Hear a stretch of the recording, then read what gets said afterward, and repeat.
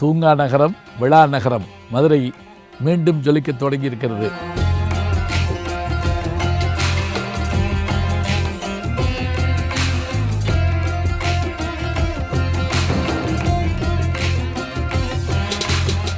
ஆமாங்க, சித்திரை திருவிழா தொடங்குது. 22ஆம் தேதி வாஸ்துவோட தொடங்கி 23 கொடியேற தொடங்கி பிறகு அப்புறம் என்ன, பட்டாபிஷேகம், திக்கு விஜயம், திருக்கல்யாணம், திருத்தேரு, இது ஒரு பக்கம். அந்த பக்கம் அழகர் பரப்பிட்டு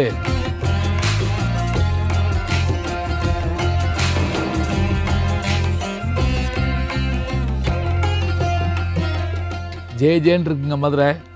நம்ம மதுரையினுடைய நம்ம திருவிழாவுக்கு அத்தனை பேர் வாங்க.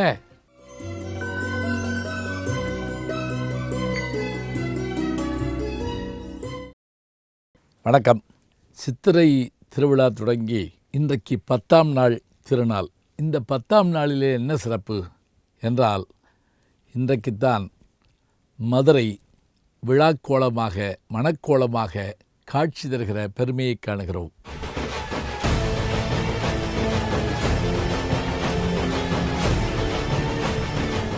சமணர்கள் மதுரையை தங்களுடைய கைவசத்திலே வைத்திருக்க, மன்னன் கூன்பாண்டியன் உள்பட சமண மதத்திலே இருக்க, இதை மாற்றுவதற்காக மங்கையர்க்கரசி, வளவர்கோன் பாவை திருஞான சம்பந்தப் பெருமானை சோழ நாட்டிலிருந்து பாண்டி நாட்டுக்கு வரவழைக்கிறார். அப்படி வருகின்ற எம்பெருமான் இங்கு வந்து தன்னுடைய அருஞ்செயல்களால் தமிழுக்கும் சைவத்திற்கும் பெருமை கூட்டுகிறார் இறையருளால். துறவு மேற்கொண்டு வாழ்க்கையை சிறப்படைய செய்வது ஒரு வகை. ஆனால் அனைவரும் துறவியாகிவிட்டால் இந்த உலகம் என்ன ஆகும்? இல்லறம் தேவைதானே. அந்த இல்லறத்தின் இனிமைக்கு முதல் படி எது? திருமணம், கல்யாணம். நம்ம வீட்டில் நடந்தால் கல்யாணம், கோயிலில் நடந்தால் திருக்கல்யாணம். இது ஆண்டுதோறும் நடக்கணுமா அப்படின்னு கேட்குறாங்க. ஆண்டுதோறும் நடந்தால் தானுங்க நமக்கு எதுவுமே நினைவாக இருக்கும். தீபாவளியை தான் போன வருஷம் கொண்டாடினில்ல, இந்த வருஷம் என்ன அப்படி கேட்கக்கூடாது. இந்த ஆண்டும் புதிது, இன்று புதிதாய் பிறந்தோம் அப்படிங்கிறார் பாரதி. ஒவ்வொரு ஆண்டும் ஒரு அந்த நிகழ்விலே இருக்கின்ற பெருமைகளை பார்க்கின்றோம்.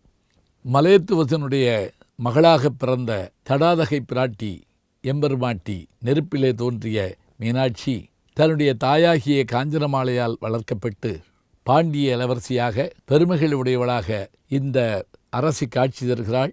பட்டாபிஷேகம் ஏற்கிறாள், திக் விஜயம் செய்கிறாள், சிவபெருமானை காணுகிறாள், நாணுகிறாள், மணக்கோலம் பூணுகிறாள். அந்த மணக்கோலம் பூண்ட எம்பெருமாட்டி மணமேடையிலே அமர்ந்திருக்க, எம்பெருமான் சுக்கநாத பெருமான் தன்னுடைய வழக்கமான வடிவத்திலிருந்து தன்னை மாற்றிக்கொண்டு மணமகனாக வந்து சேர, அப்பர் சுவாமிகள் கேட்பது போல, எம்பெருமானே, இன்றைக்காவது இந்த திருமண நாளிலாவது நீர் மணமகனுக்குரிய உடை தரித்தீரா அல்லது எப்போதும் போல புலித்தோள்தானா என்று மணமகனுடைய தோழர்கள் கேட்பதைப் போல கேட்கின்றார் ஒரு பாடலிலே. இங்கே எம்பெருமான் எந்த மாதிரியாக வருகிறார், என்ன மாதிரியான அழகோடு வருகிறார். இங்கு எம்பெருமான் வருகின்ற அழகை பரஞ்சோதி முனிவர் எப்படி காட்டுகிறார் தெரியுமா? சடைமறைத்து கதிர்மகுடம் தரித்து வருகிறார். இதோ பாடலை பாருங்கள்.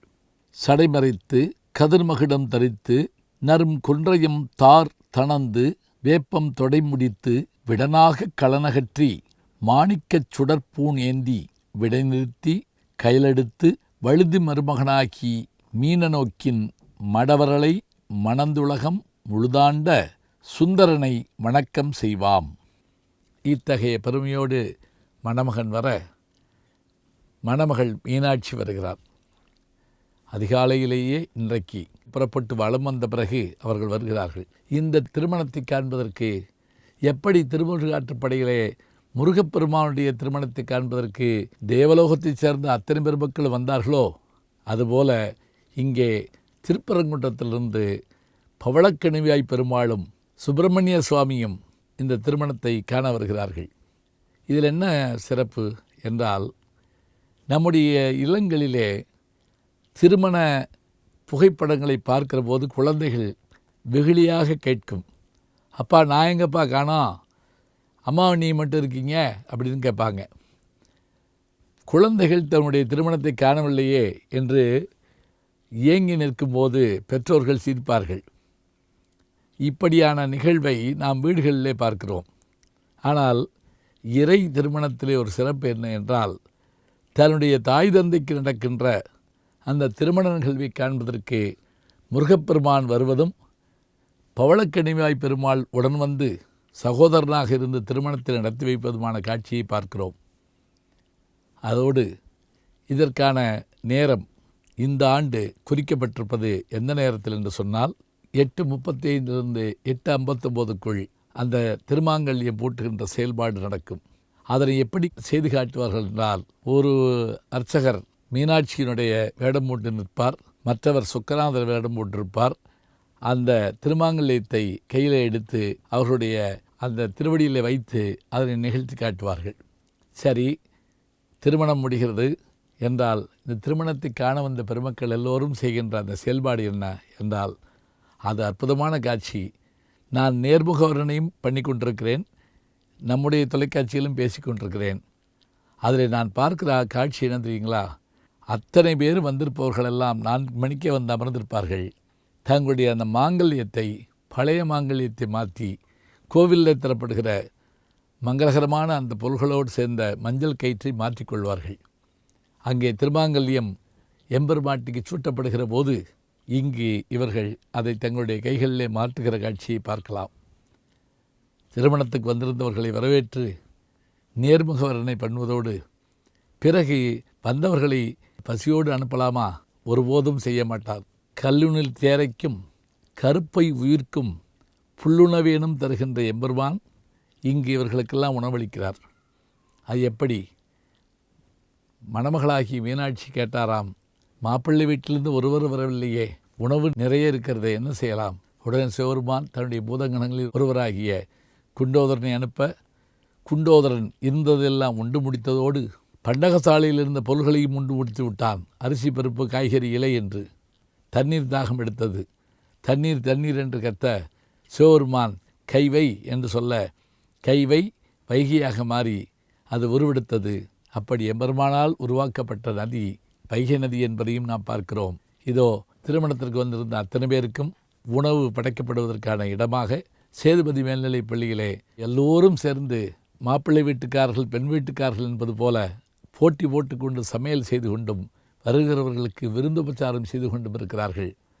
வாருங்கள், நாமும் சென்று அந்த விருந்திலே கலந்து கொள்வோம். ஆலவா என்னலும் அங்கேயற்கண்ணியும் மணவிழா ஏற்கின்ற இந்த நாளில் இந்த காட்சியை காண மதுரையை சார்ந்த பெருமக்கள் மட்டுமல்லாமல் உலகத்தில் எல்லா பகுதியிலும் இருக்கின்ற மக்களும் காணொளி மூலமாகவும் காணலாம், நேரடியாகவும் வந்து காணலாம். வந்திருக்கின்ற அனைவரும் இந்த அழகிய காட்சியை கண்டு மகிழ்வதோடு இருந்து விருந்தறிந்து செல்ல வேண்டும் என்றும் நாங்கள் கேட்டுக்கொள்கிறோம். ஆம், விருந்தருந்துவதோடு மணமக்களுக்கு மொய் செய்கிற காட்சியும் நீங்கள் பார்க்கலாம். நாம் என்ன இறைவனுக்கு செய்வது என்று நினைப்பீர்கள், அது நாம் செய்கின்ற நேர்த்திக்கடன் போல இருக்கும். சரி, நிறைவாக என்ன செய்யலாம்? எல்லா திருமண வீட்டிலும் மணமக்களை வாழ்த்துவோம். இங்கு மட்டும் மாற்றாக மணமக்களிடத்தில் ஆசி பெற்று கொண்டு செல்வோம். ஆம், மணமக்கள் நம்மை வாழ்த்தட்டும், நாம் வாழ்வோம். நம் வீடுகளிலும் இதுபோன்ற மணவிழாக்கள் தொடர வேண்டும் என்று வேண்டிக் கொண்டு வருவோம். வாருங்கள், போவோம். நல்ல விருந்து காத்திருக்கிறது. நல்ல செய்திகளை நாளும் சிந்திப்போம். நாளை சந்திப்போம். அன்புக்குரிய யூடியூப் நேயர்களே, நீங்கள் இன்னும் என்னை நெருக்கமாக பின்தொடர வேண்டும் என்று சொன்னால் ட்விட்டர், இன்ஸ்டாகிராம், ஃபேஸ்புக் போன்ற சமூக வலைதளங்களில் பின்தொடர்ந்து வாருங்கள். நாம் முன்தொடர்ந்து செல்வோம்.